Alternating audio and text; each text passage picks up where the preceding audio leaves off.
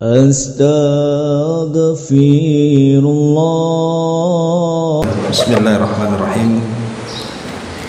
Assalamualaikum warahmatullahi wabarakatuh. Alhamdulillah wassalatu wassalamu ala Rasulillah wa ala alihi wa sahbihi wa mawala wa la hawla wa la quwata illa billahi wa ba'd. Kita lanjutkan kembali kajian kita, masih membahas kitab Umdatul Ahkam, dan kita masuk pada hadis ke-66. Kita baca hadisnya baru kita jelaskan. An Abdullah bin Umar radhiyallahu anhuma qala Sallaitu ma'a Rasulillahi sallallahu alaihi wasallam rak'ataini qabla adh-dhuhri wa rak'ataini ba'daha wa rak'ataini ba'dal jum'ati wa rak'ataini ba'dal maghribi wa rak'ataini ba'dal isya'i.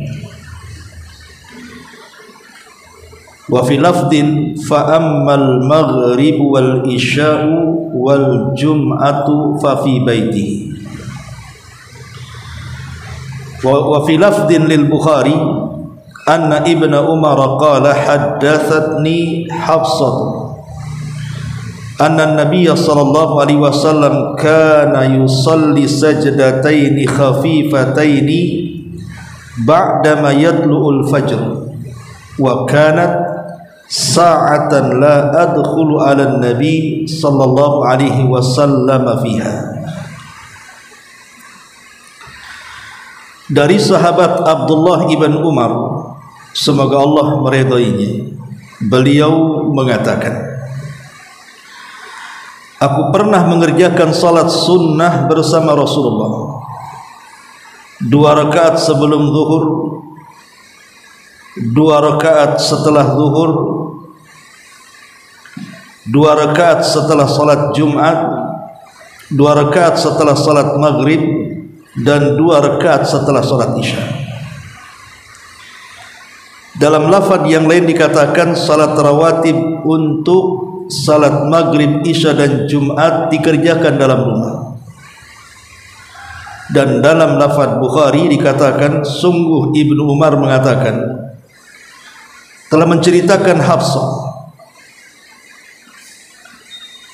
bahwa Nabi SAW mengerjakan salat 2 rakaat yang ringkas setelah fajar terbit, lalu itu merupakan waktu di mana aku tidak bisa menemui beliau.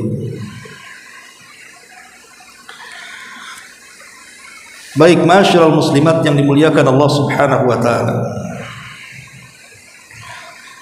hadis ini menjelaskan kepada kita tentang keutamaan salat sunnah, baik rawatib ataupun salat sunnah mutlak, dikerjakan di rumah.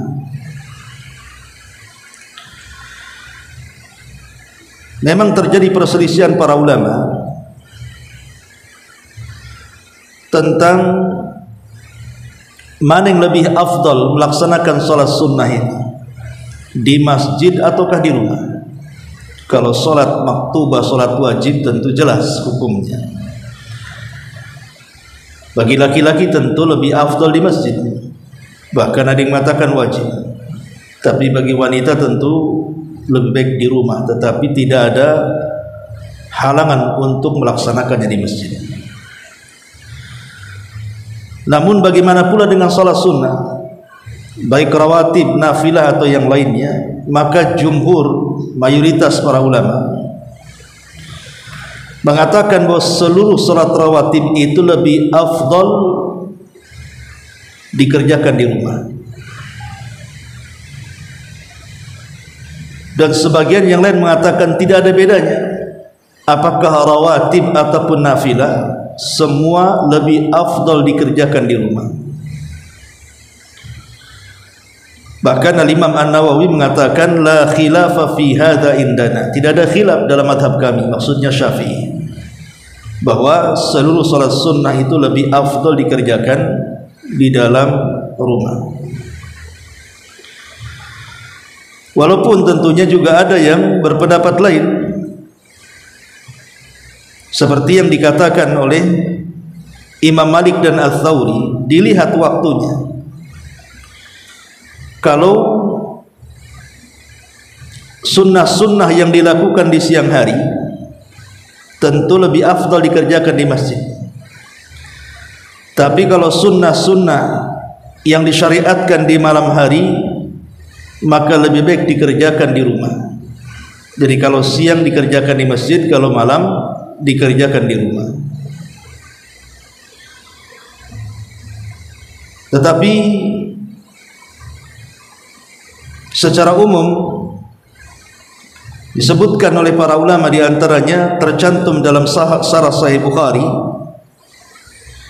mengatakan bahwa secara umum salat-salat nafilah, salat-salat sunnah, baik rawatib ataupun salat sunnah, dikerjakan di rumah secara mutlak itu lebih afdal. Karena Nabi SAW beliau mengerjakan kebanyakan salat sunnah itu di rumahnya. Tapi sekali lagi ini masalah khilaf ulama. Ma'asyiral muslimat yang dimuliakan Allah Subhanahu wa taala, terlebih ada hadis yang mengatakan sallu ayyuhan nas fi buyutikum fa inna afdalas salati salatul mar'ati fi baitihi illa al-maktubah. Salatlah kalian wahai manusia di rumah-rumah kalian, karena sesungguhnya seafdal-afdalnya salat seseorang adalah salat di rumahnya, kecuali salat wajib. Bahkan Umar bin Khattab radhiyallahu an sampai mengatakan salatul mar'i fi baitihi nurun fanawwiru buyutakum. Salatnya seseorang di rumah itu merupakan bentuk cahaya, maka terangilah rumah-rumah kalian dengan cahaya. Ma'asyiral muslimat yang dimuliakan Allah Subhanahu wa taala, tentu ada hikmah kenapa kebanyakan salat sunnah yang dilakukan Nabi sallallahu alaihi wasallam itu dilakukan di rumahnya. Disebutkan oleh Al-Imam Ibnu Qudamah rahimahullahu taala dalam kitabnya Al-Mughni, menukil perkataan Al-Imam An-Nawawi, di mana Imam Nawawi mengatakan kaunuhu akhfa wa ab'ad minar riya, karena salat sunnah yang dilakukan di rumah itu lebih tersembunyi dan lebih jauh dari sifat riya. Karena kalau di masjid kan jelas memang syiar, ada panggilan untuk datang ke masjid lewat suara adzan. Tetapi salat sunnah itu kan bentuknya tidak berjamaah, sendiri-sendiri. Makanya kalau seandainya dilakukan di rumah, kata beliau, itu lebih tersembunyi dan lebih jauh daripada sifat riya. Mau riya sama siapa dalam rumah? Tidak ada yang melihatnya kecuali keluarganya. Kemudian yang kedua, kata Imam Nawawi rahimahullahu taala, wa aswan minal muhbitati, dan lebih terjaga dari hal-hal yang bisa membatalkan pahala-pahala salat. Ya seperti riya tadi, atau mungkin sum'ah, atau mungkin ujub dan yang semacamnya. Karena semakin tersembunyi ibadah, semakin baik, karena itu menunjukkan keikhlasannya. Karena ikhlas itu umumnya adalah menyembunyikan ibadah. Cukuplah dia dengan Allah yang tahu. Kemudian yang ketiga, waliyatabarrak al-bait waliyutabarraku al-baitu bidzalik, dan agar rumah-rumah yang orang-orang melaksanakan salat sunnah di dalamnya mereka mendapatkan berkah. Jadi dengan salat sunnah di rumah itu akan turun berkah dalam rumah itu.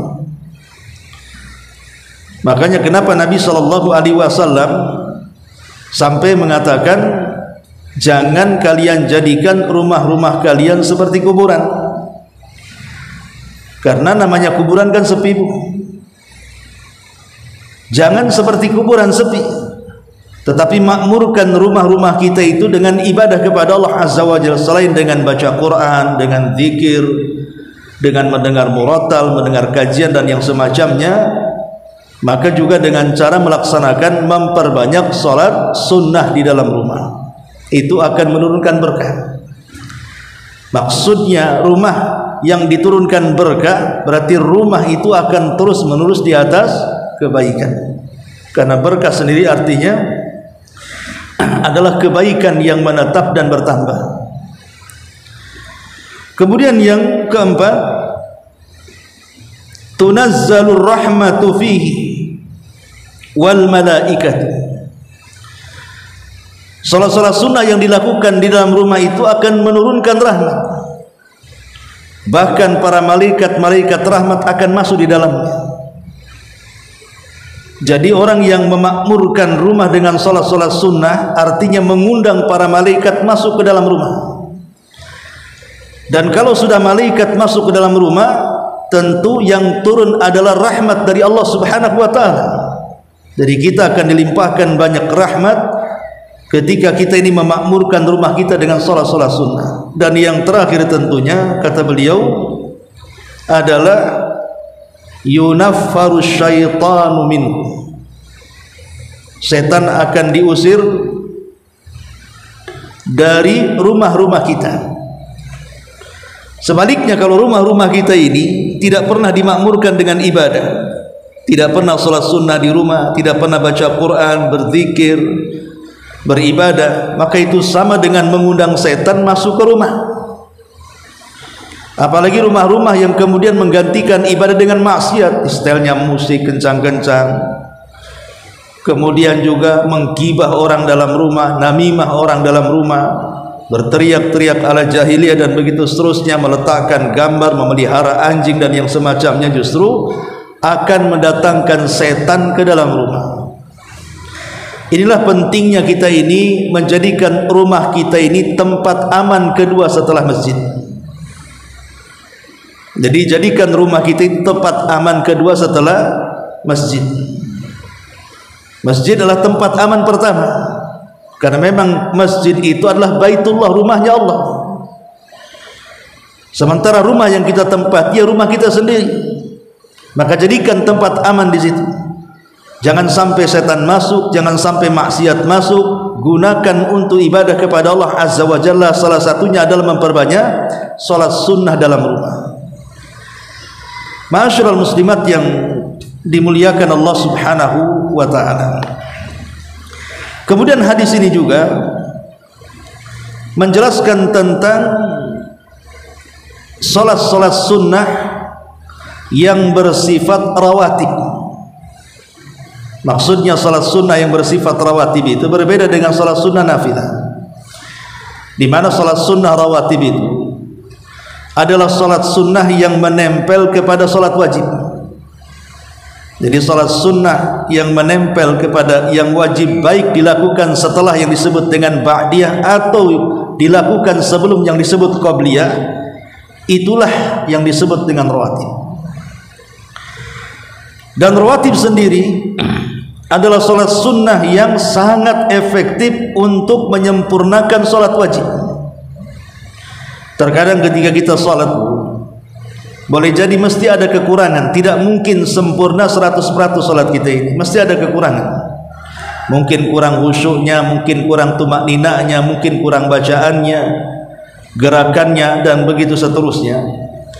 Maka bisa disempurnakan dengan cara melaksanakan salat rawatib, qabliyah dan juga ba'diyah. Makanya di sini kata Abdullah ibn Umar radhiyallahu anhu, aku salat bersama Nabi sallallahu alaihi wasallam 2 rakaat sebelum zuhur, kemudian 2 rakaat setelah zuhur, kemudian 2 rakaat setelah Jumat, kemudian 2 rakaat setelah maghrib, kemudian 2 rakaat setelah Isya. Ini semua bicara soal rawatib. Kalau mengacu kepada hadis ini, salat rawatib itu 10 rakaat, tetapi pendapat yang kuat wallahu alam bahwa salat rawatib itu 12 rakaat. Berdasarkan hadis Nabi sallallahu alaihi wasallam dari Ummu Habibah radhiyallahu an, "Man shalla fi yaumin wa lailatin thintai asyrata rak'atan bunya lahu baitun fil jannah." Siapa yang melaksanakan salat dalam sehari semalam 12 rakaat, maka akan dijanjikan dibangunkan satu istana di surga. Kemudian Nabi SAW merinci 12 rakaat itu. Kata Nabi SAW, arba'an qabla zuhri, 4 rakaat sebelum zuhur. Arba'an qabla zuhri, 4 rakaat sebelum zuhur. Wa rak'ataini ba'dah, kemudian 2 rakaat setelahnya jadi 6. Kemudian wa rak'ataini ba'dal maghrib, 2 rakaat setelah maghrib berarti 8. Wa rak'ataini ba'dal isya, 2 rakaat setelah isya berarti 10. Kemudian yang terakhir wa rak'ataini qablal fajr, dan 2 rakaat setelah dan 2 rakaat sebelum fajar. Maksudnya sebelum subuh ketika terbit fajar, atau dikenal dengan 2 rakaat fajar. Maka semua 12 rakaat. Itulah yang dikuatkan para ulama bahwa rawatib itu terdiri daripada 12 rakaat. Baik, adapun keutamaan salat rawatib ini, kita tahu di antara hikmah Allah Subhanahu wa ta'ala kepada hamba-hambanya untuk menambah atau menyempurnakan kewajiban-kewajiban kita kepada Allah Subhanahu wa ta'ala, maka disyariatkanlah salat sunnah kepada kita. Dan tentunya dari semua salat sunnah tadi saya sudah katakan, yang paling afdal adalah sunnah rawatib, sunnah-sunnah rawatib. Kenapa? Karena Nabi SAW tidak pernah meninggalkan salat rawatib kecuali safar. Jadi ketika Rasulullah SAW tidak safar, Rasul tidak pernah meninggalkan rawatib kecuali safar. Rasul tidak melaksanakan rawatib kecuali 1, 2 rakaat sebelum subuh, karena besarnya pahala.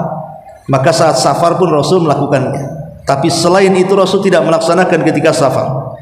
Tapi kalau Nabi SAW tidak safar, maka Nabi SAW tidak pernah meninggalkan rawatib. Makanya sebagian para ulama mengatakan salat sunnah rawatib ini termasuk sunanul muakkadah, sunnah-sunnah muakkad, hampir menyerempet wajib. Kenapa? Karena sunnah yang tidak pernah ditinggalkan Nabi SAW. Bahkan lebih tegas lagi tentang keutamaan salat sunnah rawatib ini, hadis daripada Ummu Habibah radhiyallahu anha. Dia mengatakan, sami'tu Rasulullah sallallahu alaihi wasallam yaqul, aku mendengar Nabi SAW bersabda, man shalla itsnatai asyraka rak'atan fi yaumin wa lailah bunya lahu bihinna baitun fil jannah. Siapa yang menjaga dalam sehari semalam 12 rakaat, maksudnya sunnah-sunnah rawatib, maka akan dibangunkan satu istana di sorga. Apa kata Ummu Habibah?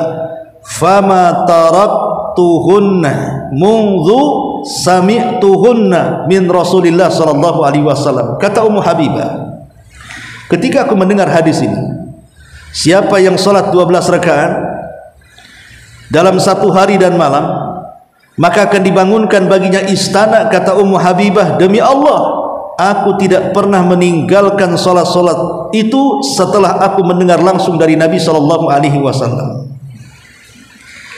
Bahkan Ambasah, seorang perawi yang mengutip hadis ini dari Ummu Habibah sendiri, dia pun mengatakan, fama taraktuhunna mungzu an sami'tuhunna min Ummi Habibah.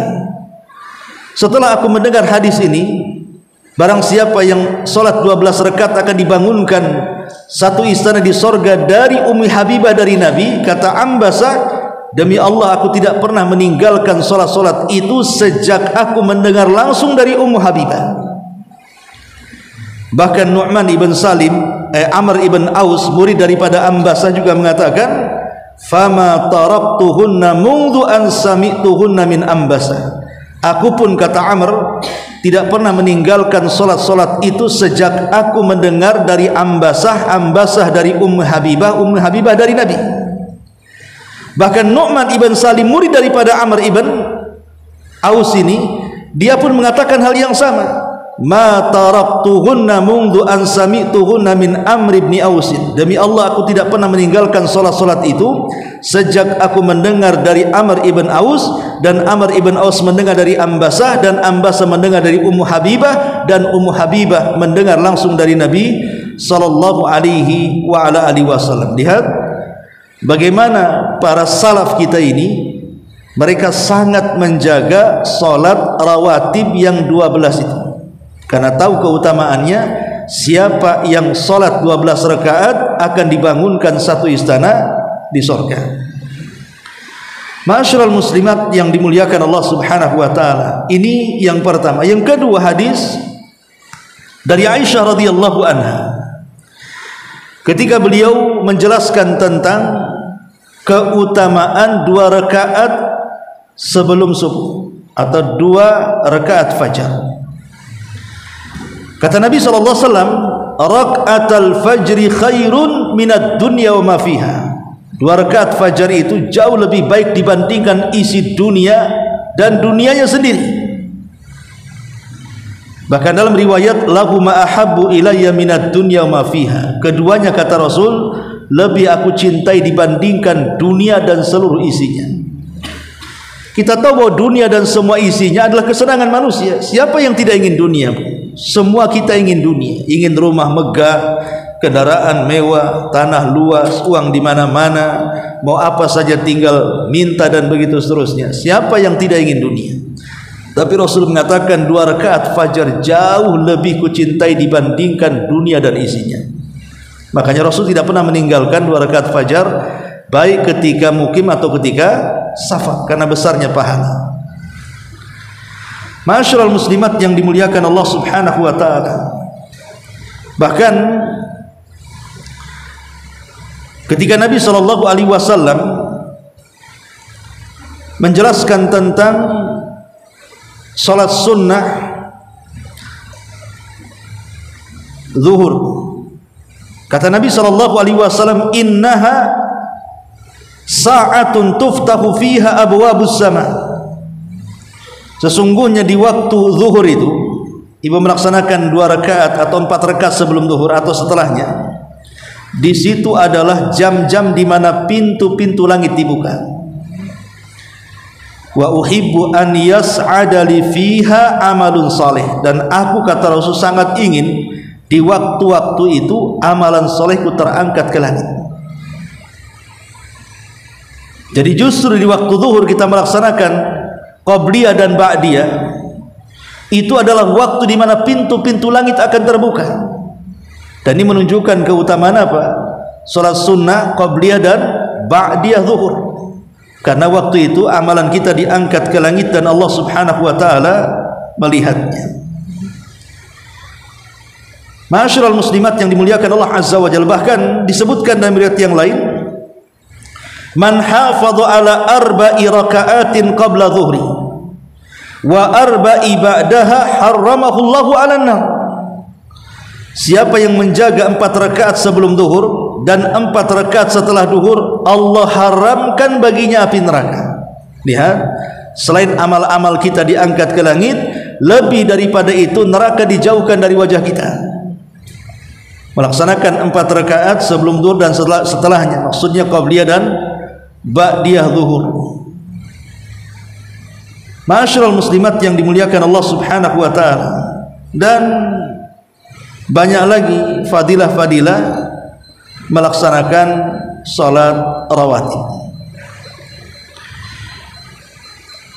Ma'asyiral muslimat yang dimuliakan Allah Azza wa Jalla, adapun bacaan-bacaan yang diajarkan Nabi sallallahu alaihi wasallam dalam salat rawatib ini memang berbeda-beda.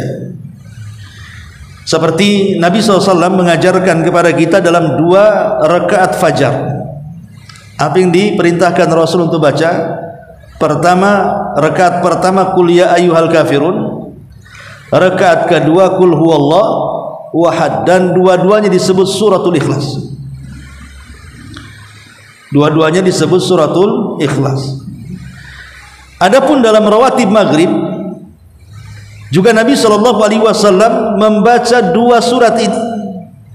Jadi 2 rakaat setelah maghrib, maka Nabi SAW membaca di rakaat pertama qul ya ayyuhal kafirun, dan di rakaat kedua membaca qul huwallahu ahad.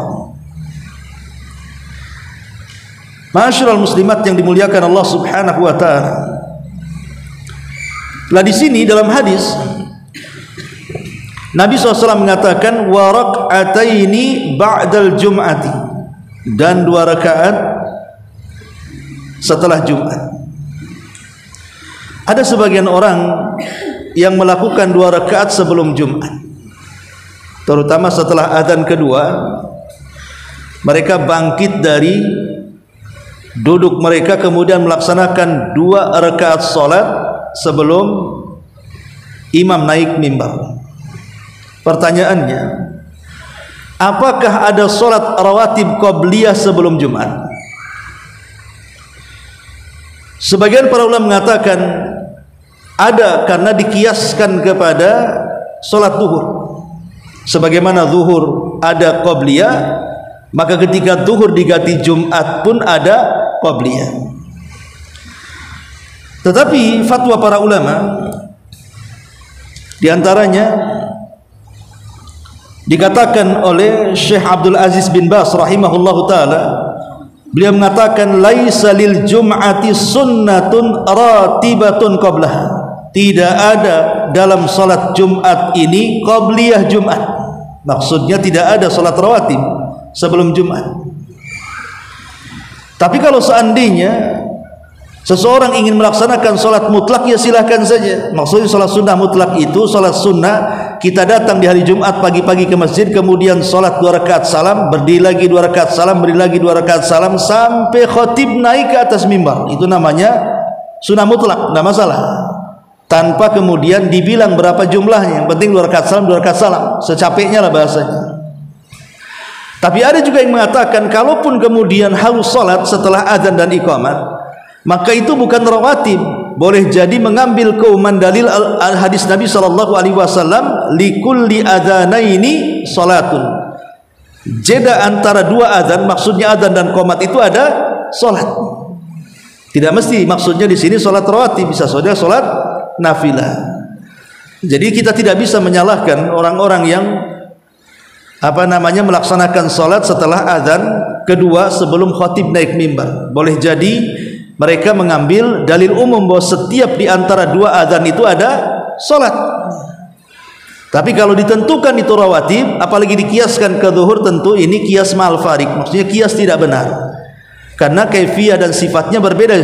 Zuhur dengan Jumat, zuhur enggak ada khutbah. Jumat ada khutbah. Dan khutbah Jumat itu bagian daripada rukun mempengaruhi salat. Dari segi rakaat juga berbeda, dari segi waktu juga berbeda. Jadi enggak bisa dikiaskan.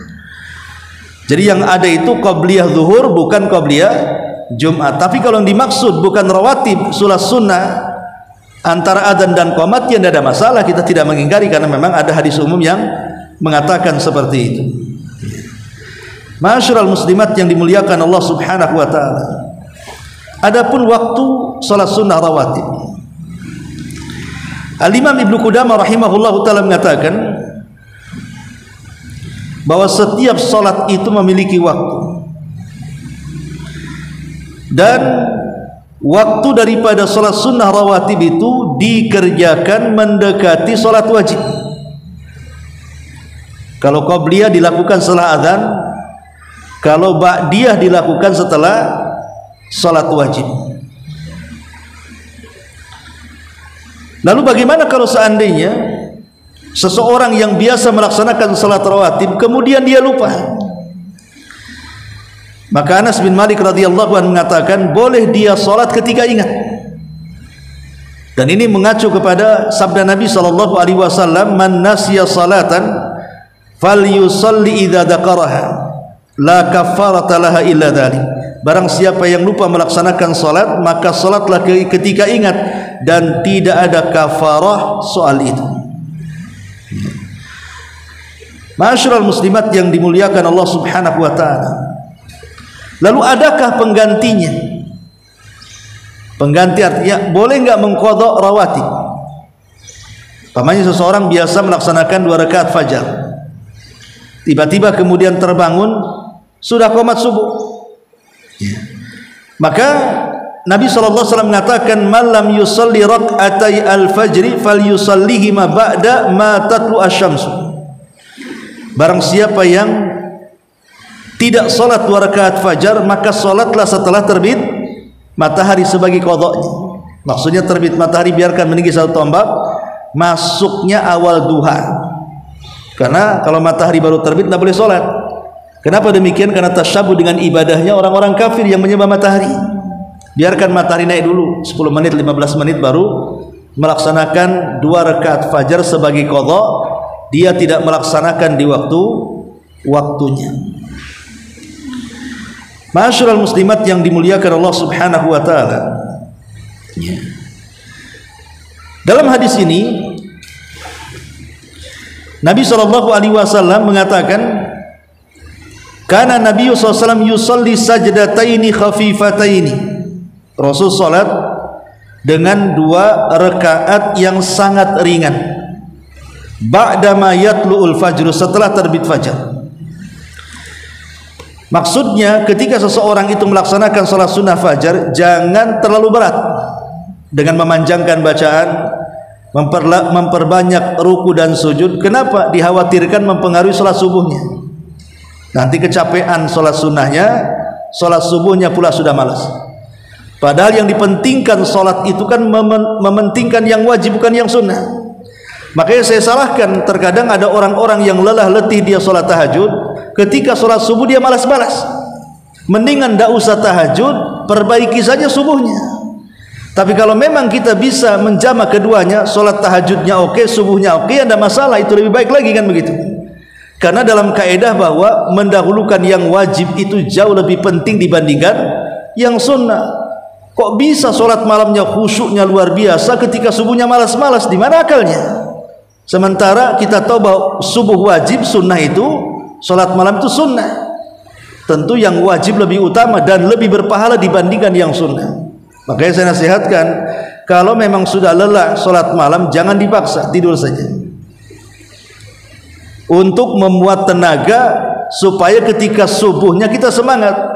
Karena di zaman Rasul pernah masuk ke masjid, rupanya ada tali yang menempel dari satu tiang ke tiang berikutnya. Jadi Rasul mengatakan, ini talinya siapa ini? Kenapa dipasang di sini? Maka sahabat mengatakan, itu talinya Zainab istrimu wahai Rasul. Dia kalau lelah ketika sholat malam diikat pinggangnya di tali itu supaya jangan jatuh. Tuh lihat bagaimana semangatnya orang dulu kan, samping mengikat badannya supaya tidak jatuh. Karena kelamaan sholat kan bisa ngantuk tuh. Kata Nabi SAW, putuskan tuh tali itu. Beribadahlah sesanggup kalian. Karena Allah itu tidak bosan kalian yang bosan. Allah tidak bosan dengan amalan kita. Kita yang bosan beribadah. Ya. Orang biasa ke majelis taklim lama-lama hilang bosan. Orang biasa baca Quran lama-lama dilipat Qurannya bosan. Orang yang biasa sholat malam lama-lama tidur terus karena bosan. Kita yang bosan, tapi Allah tidak pernah bosan menerima amalan kita. Dari sini Rasul mengatakan ibadahlah sesuai dengan kemampuan. Kemudian di ujung hadis Nabi mengatakan dalam lafaz Bukhari, wa kanat sa'atan la adkhulu 'ala nabi fiha. Dan itulah waktu, kata Hafsah, aku tidak bisa masuk ke ruangan itu. Menunjukkan bahwa tidak boleh mengganggu ibadah suami. Kalau suami mau beribadah jangan diganggu. Ya ibadah itu apa saja, entah dia mencari nafkah ya ibadah, berdakwah ya ibadah, sholat ya ibadah, pokoknya yang sifatnya ibadah ya, biarkan dia beribadah kepada Allah Subhanahu wa ta'ala.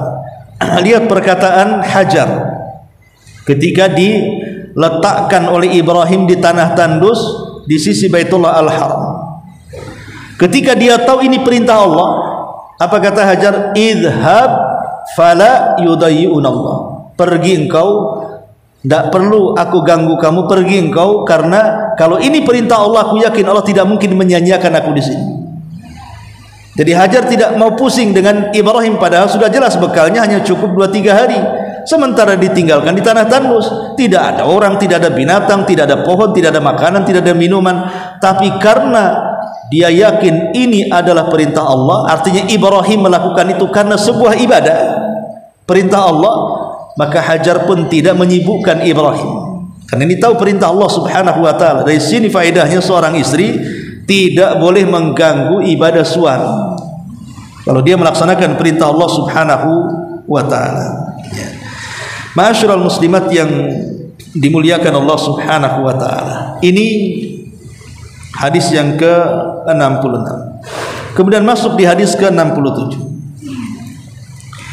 Nabi SAW mengatakan di sini dari hadis Aisyah radhiyallahu anha qalat, lam yakun Rasulullah sallallahu alaihi wasallam ala syai'in minan nawafil asyadda ta'ahudan minhu ala rak'atai al-fajri wa fi lafzi li muslimin rak'atal fajri khairun minad dunya wa ma fiha.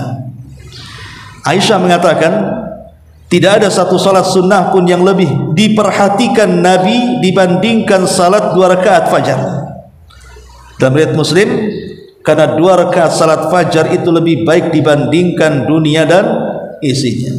Kenapa salat sunnah fajar begitu sangat diperhatikan Nabi SAW? Pertama, karena dilakukan di waktu disaksikan para malaikat. Karena para malaikat mereka berkumpul di sepertiga malam akhir, dan Allah mengatakan wa Qur'anal fajri kana mashhuda, dan bacaan Al-Quran di waktu fajar itu disaksikan siapa? Para malaikat. Yang kedua, karena itu bagian dari waktu sulusul lailil akhir, sepertiga malam akhir, dan sepertiga malam akhir itu Allah turun ke langit dunia, kemudian mengatakan kepada hamba-hambanya, man yad'uni fa astajibala wa man yas'aluni fa u'tiya wa man yastaghfiruni fa aghfirlah. Siapa yang minta ku beri, siapa yang berdoa ku ijabah, siapa yang minta ampun ku ampuni dosa-dosanya. Itu waktu yang sangat agung masalahnya. Makanya Rasulullah SAW sangat memperhatikan sholat 2 rakaat sholat sunnah fajar ini. Dan juga sholat sunnah fajar bagian daripada qiyam lail, qiyamul lail, karena dilakukan di saat akhir daripada malam terbitnya fajar. Dan kita tahu bahwa waktu fajar adalah waktu di mana Allah Subhanahu wa taala memenangkan nabinya dalam setiap peperangan. Karena Nabi SAW kalau menyerang sebuah pasukan menunggu selesai subuh, dan ketika bangun sebelum subuh kemudian melaksanakan sholat 2 rakaat itu akan menambah kesemangatan, tidak ngantuk dan begitu seterusnya, tidak lemas. Beda kalau kemudian pas bangun subuh gitu ya, dengan mungkin 1 jam sebelumnya bangun dia bisa mempersiapkan segalanya. Disitulah Allah Subhanahu wa ta'ala menangkan peperangan Rasul dengan mengirimkan angin yang luar biasa yang disebut dengan angin soba. Kata Rasul SAW, nusirtu bis soba wa uhlikatil adu biddabur. Aku ditolong dengan angin pagi, angin soba, sebagaimana kaum Ad dihancurkan dengan angin sore. Inilah diantara faedah daripada 2 hadis ini. Wallahu alam, sekira cukup 2 riwayat ini. Sebelum saya tutup, silakan kalau ada yang mau bertanya.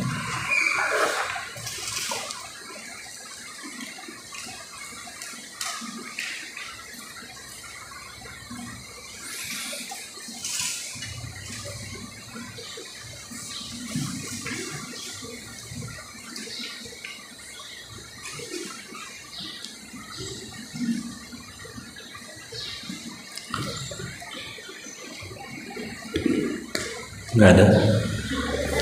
Iya. Bentar pakai mic om, nggak dengar jauh.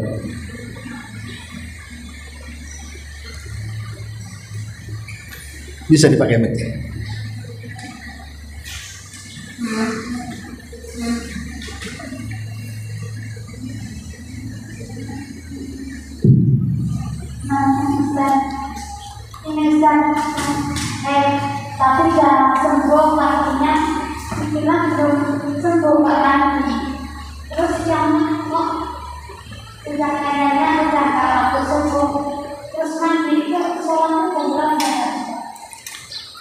Maksudnya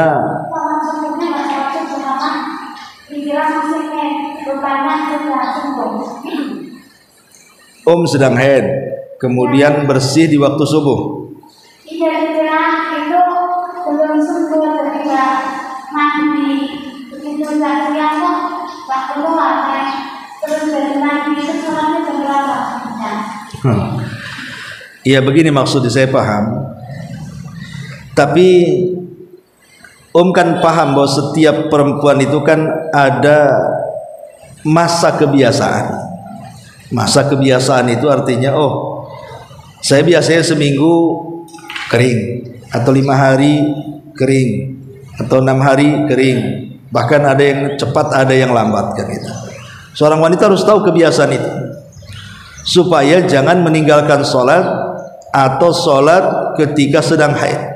Disangkanya sudah kering, rupanya tidak, karena tidak tahu kebiasaan. Atau disangkanya masih haid, rupanya tidak haid, sudah bersih, akhirnya meninggalkan yang wajib.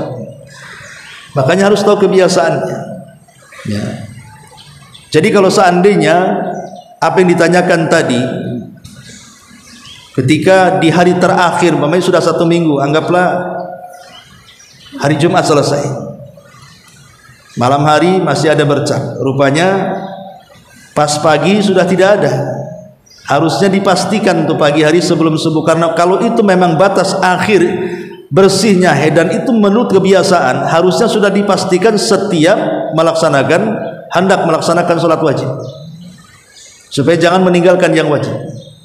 Dipastikan ini kan sudah hari ke-5, kemudian mendekati subuh, maka dilihat ada plek tidak gitu ya, sudah kering tidak. Kalau memang kering dan itu di hari terakhir kebiasaan, maka cepat mandi kemudian sholat. Tapi kalau tidak, disengaja dia sudah tahu bersih, kemudian dia tidak mau melaksanakan, berarti dia meninggalkan kewajiban, itu dosa besar. Tidak ada qadha di sini, tidak ada qadhanya, kecuali karena lupa. Ini harusnya sudah bersih, karena dari semalam kemudian tidak ada bercak, kemudian subuh lupa, disangka masih haid, baru ingat mungkin jam 8, oh iya ini sudah bersih, padahal ibu belum sholat subuh. Maka mengambil hadis umum, barang siapa yang lupa atau tertidur dari sholatnya, maka sholatlah ketika ingatnya. Ya ketika ingat itu mandi kemudian sholat. Kalau seandainya dia lupa, kalau disengaja ya tidak boleh, berdosa, dia harus bertobat. Tapi kalau lupa maka langsung mandi kemudian sholat, jam berapa saja, mau jam 7, jam 8, jam 9, langsung sholat kemudian langsung mandi kemudian sholat. Wallahu a'lam. Gimana?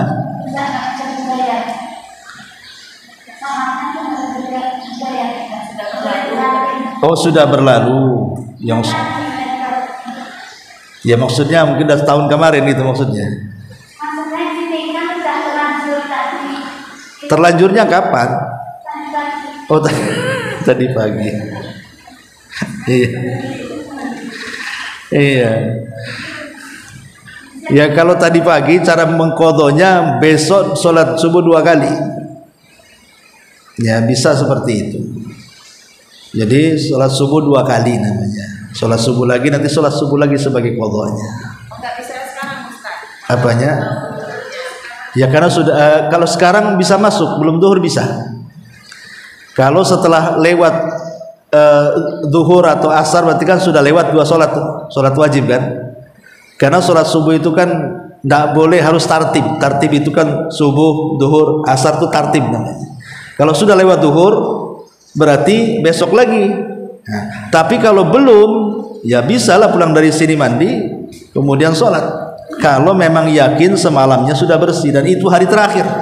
Makanya pentingnya mengetahui kebiasaan haid itu di situ, supaya jangan sampai meninggalkan yang wajib atau mengerjakan di waktu haid dengan mengenal kebiasaan itu. Wallahu a'lam. Wa ya. Ya.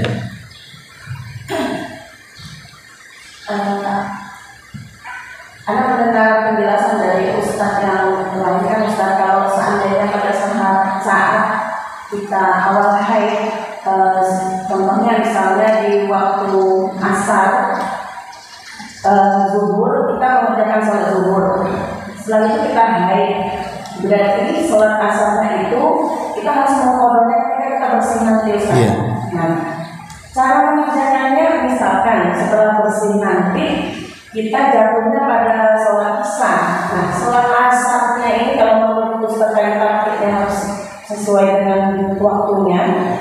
Saat kita bersih nanti seandainya jatuh di waktu maghrib atau isya, itu sholat asarnya kapan dikerjakan Ustaz yang kita? Iya, disesuaikan dengan waktunya, melakukan asar 2 kali. Berarti besok ya? Iya, jadi asar dulu, asar qadha, baru sholat asar yang hari itu sholat asar 2 kali. Nah, kalau seandainya kita bersih di waktu asar hari ini misalkan isya Ustaz, berarti kita kerjakan maghrib dulu ya Ustaz, baru isyanya? Iya, qadha dulu. Oh, nah, Ustaz. Iya, wallahu a'lam.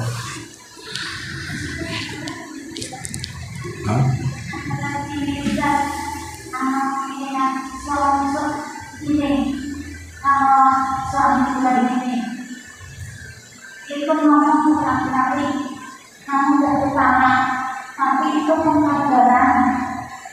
Apakah itu kerja berkorban? Gimana? Saya tidak mentalak. Itu mengkabarkan kamu gak utama, terus Yang menghabarkan siapa? suami. Menyampaikan, suami menyampaikan talaknya siapa? Istri, Bahasanya rasanya ini, kalau yang itu kamu utama, terus keluar lagi, masih tahu sama anaknya, ikut anak kamu udah sesuai ya, udah utama, besok lagi ngomong lagi, kayak macam pengkabaran kesadarannya bilang. itu jatuh talak. Walaupun istrinya tidak tahu ditalak, kemudian dihabarkan kepada orang, saya sudah ceraikan istri saya, itu sudah jatuh talak. Tidak mesti harus langsung ke orangnya. Terus besoknya lagi ngomong lagi sama anaknya, ngabarin terus lagi. Berkali-kali dikasih, itu udah 1 bulan dikali desa. Begini, ya. Permasalahan talak di masyarakat ini, kalau dia melakukan karena ilmu, artinya sudah ngaji dan tahu hukumnya,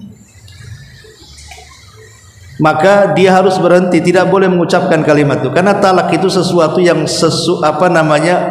main-mainnya dianggap sungguh-sungguh, apalagi sungguh-sungguh, main-mainnya jadi dianggap sungguh-sungguh.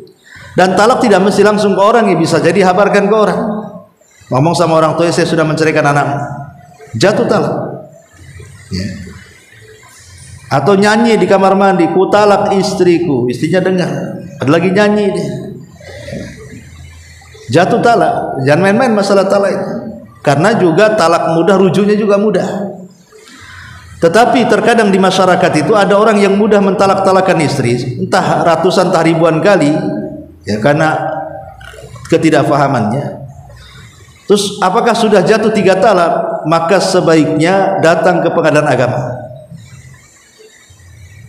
Datang ke pengadilan agama, ceritakan. Kalau menurut putusan mereka itu baru talak 1, peganglah putusannya. Karena bagaimanapun itu lebih lebih akhwat, lebih kehati-hatian. Karena bagaimanapun urusan seperti ini ada bidang pemerintahnya. Maka kalau sudah bertalak berkali-kali, ibu jangan mau digauli sampai suaminya meminta fatwa ke pengadilan agama. Ya, supaya nanti mereka memutuskan.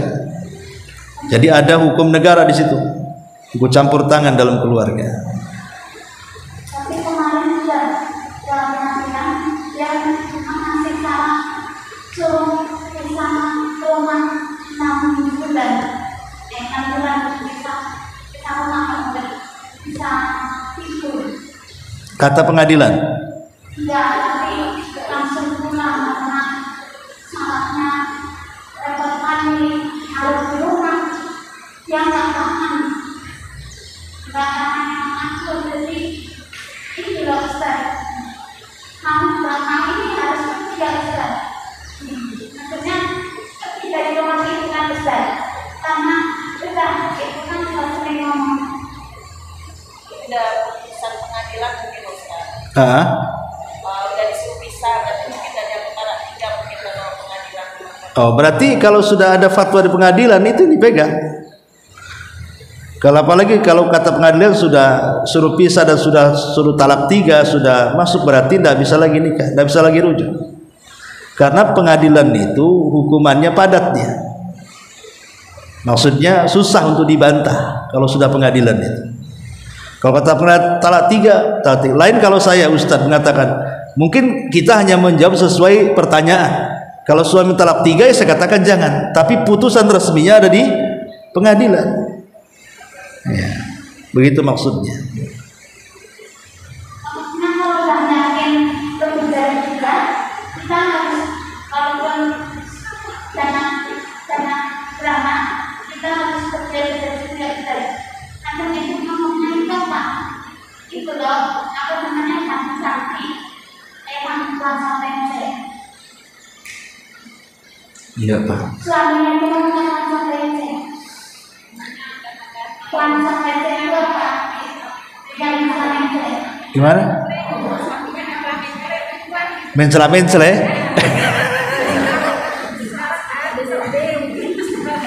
Itu suaminya coba dibawa ke rumah sakit jiwa, diperiksa akalnya itu, jangan gila pula dia. Jadi intinya jadi kalau memang ada masalah seperti ini talak berkali-kali, coba datang ke pengadilan agama saja. Bagaimana putusannya? Kalau kata pengadilan agama sudah talak 3, berarti sudah putusan. Artinya tidak boleh lagi rujuk dengan suaminya selamanya, kecuali kalau suami sudah nikah lagi dengan istri lain kemudian cerai, maka dia boleh kembali ke istri pertamanya.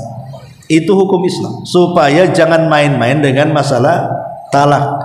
Karena kalau seandainya masih rujuk sementara sudah talak 3 kemudian hamil anaknya, dia anak zina jadinya, karena anak di luar nikah. Dia sudah secara hukum kalau sudah 3 kali talak itu tidak ada masa idah lagi, itu namanya fasakh. Sudah fasakh itu batal nikah, artinya secara otomatis batal nikahnya. Beda kalau talak pertama kan ada jeda masa idah itu namanya ya, jeda masa idah. Talak kedua juga sama. Kalau talak ketiga tidak, selesai sudah, nggak bisa rujuk lagi.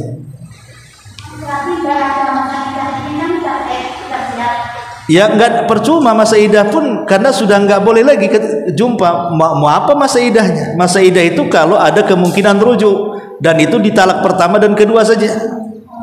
Kalau di talak ketiga buat apa masa idah? Nggak mungkin rujuk lagi.